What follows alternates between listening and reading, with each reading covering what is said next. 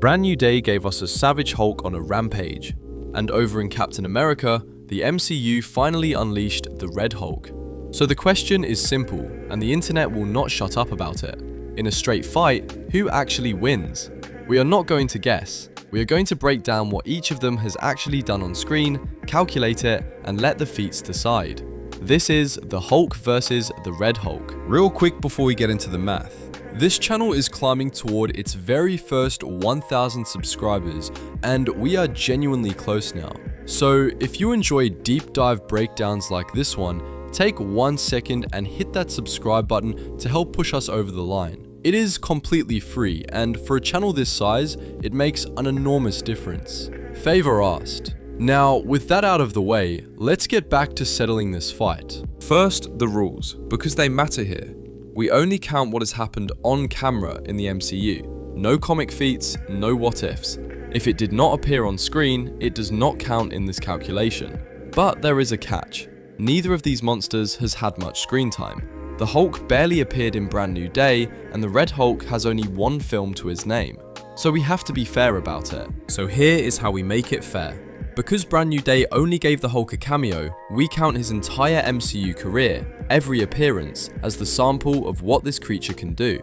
Same idea for the Red Hulk, his whole Captain America showing. Judge the monster, not the runtime. With that settled, let's put every feat on the table and start adding them up.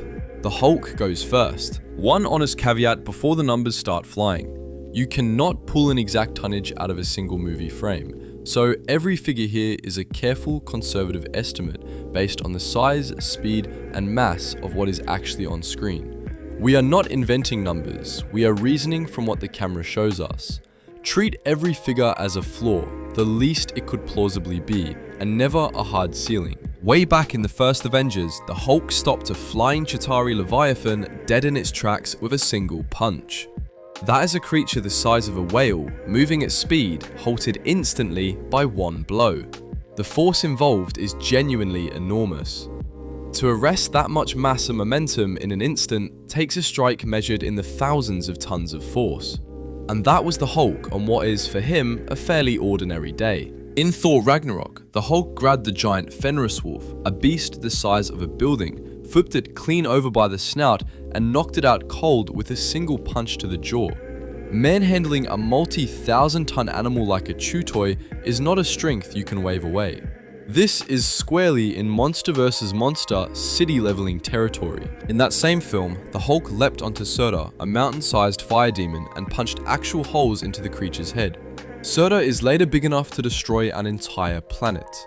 Cracking the skull of a being on that scale is a feat most heavyweights in fiction never touch. The Hulk did it for fun, mid-brawl. And there is more.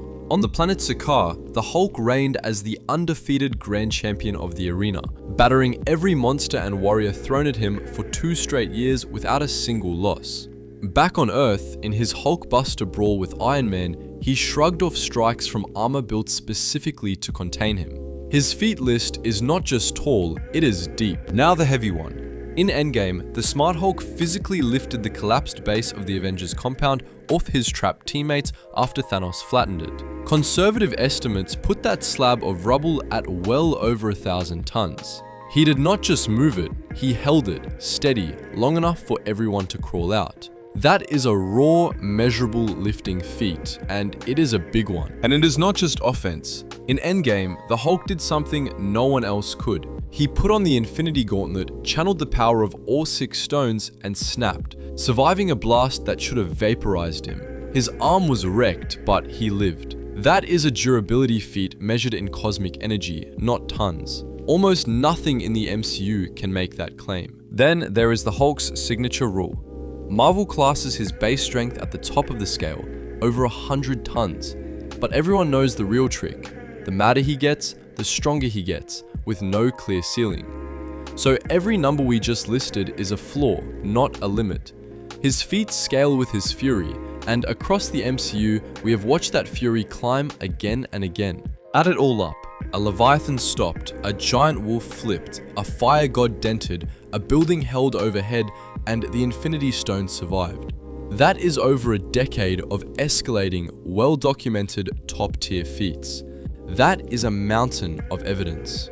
So now let's see what the Red Hulk brings to the table, because his sample is a lot smaller. In Captain America: Brave New World, General Thaddeus Ross, the man who once hunted the Hulk, finally becomes a gamma monster himself and transforms into the Red Hulk, live in front of the entire world. It is a jaw-dropping debut, but when we actually tally his on-screen feats, we are working from a single film and really a single extended rampage. So let's count carefully. Feat 1, the transformation and rampage on the White House lawn. He smashes the presidential dais to splinters and sends heavy debris flying into a crowd of reporters like it is confetti. It is a terrifying show of raw power in an enclosed human space. Impressive, chaotic, and clearly stronger than anything a normal person could survive. Feat 2. He launches himself into the air and comes down with a punch so hard it kicks up a cloud of dust and debris, showering everyone at a nearby bus stop. That is a shockwave from a single blow. Generating a concussive dust cloud on impact points to a strike in the hundreds of tons of force. It is a real heavyweight feat, no question. Feat 3. The fight itself. He punches Captain America clean off his feet, sending Sam Wilson careening across a row of parked cars, a vibranium-suited target, launched like a ragdoll. And across the whole battle, Cap is simply outmatched on strength. He survives only through his wits, his flight, and Wakandan tech. Red Hulk is the vastly more powerful body in that fight. In fairness, the Red Hulk showed durability too. He tanked direct hits from Cap's vibranium shield and Wakandan tech without slowing down, and he crossed the city in single thunderous bounds. So he is not just a wrecking ball, he is fast, durable, and relentless. The only problem is that nothing in his one film ever truly tested the limits of any of it. But here is the enormous asterisk on the Red Hulk. In the comics, his signature ability is absorbing energy and radiation to grow stronger, and he never tires. The movie almost entirely left that out. So what we saw was essentially raw brute strength, with his real trump card sitting on the cutting room floor. His on-screen sample genuinely undersells what he is supposed to be. So the Red Hulk's confirmed tally is this: 1 transformation, 1 lawn-wrecking rampage, 1 shockwave punch, and 1 lopsided fight against a hero who is not even a strength peer. It is a genuinely impressive debut. It is also a very small sample against a very specific opponent, and that is the core of the problem when we compare. So let's line the feats up. On demonstrated raw strength, the Hulk has held a building overhead and stopped a flying Leviathan. The Red Hulk has wrecked a lawn and thrown a man through some cars. Both are monsters, but the scale of what the Hulk has actually lifted and hit is, on the evidence, a full tier above what the Red Hulk has shown. Then look at the competition each has faced. The Hulk has traded blows with Thor, wrestled Thanos, and cracked a fire god.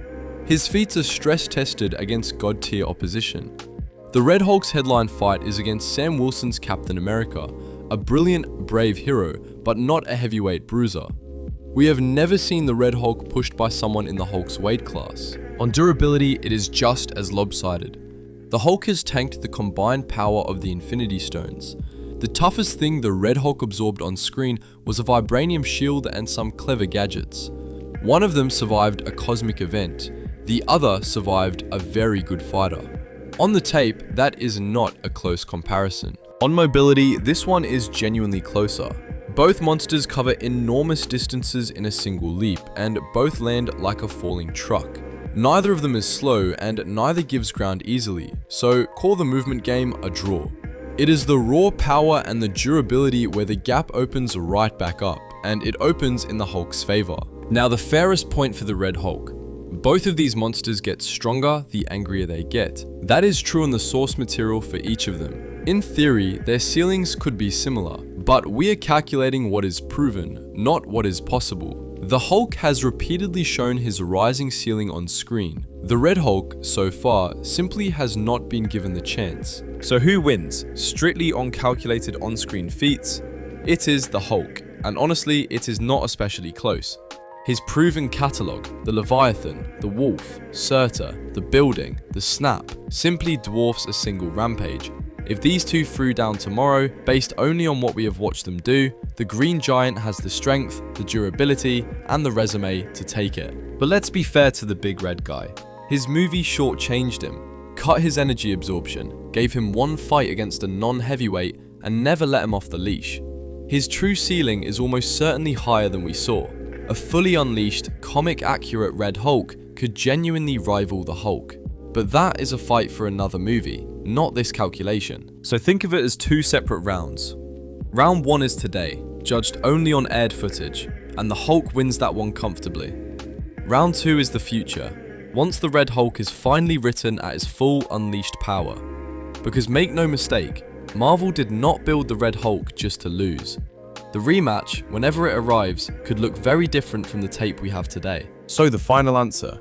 On paper, on potential, this could one day be a coin flip. But on the feats they have actually put on screen, the Hulk beats the Red Hulk, and the gap is a wide one. The decade of evidence wins over the single, brilliant debut. The Red Hulk is a monster in the making. The Hulk is a monster already made. So that is the calculation, feat for feat. The Hulk's proven record versus the Red Hulk's cut short debut, and the Green Giant comes out on top, for now. But I want your math. Would a fully powered Red Hulk flip the result? Tell me below, and tell me which MCU heavyweight I should put on the scales next.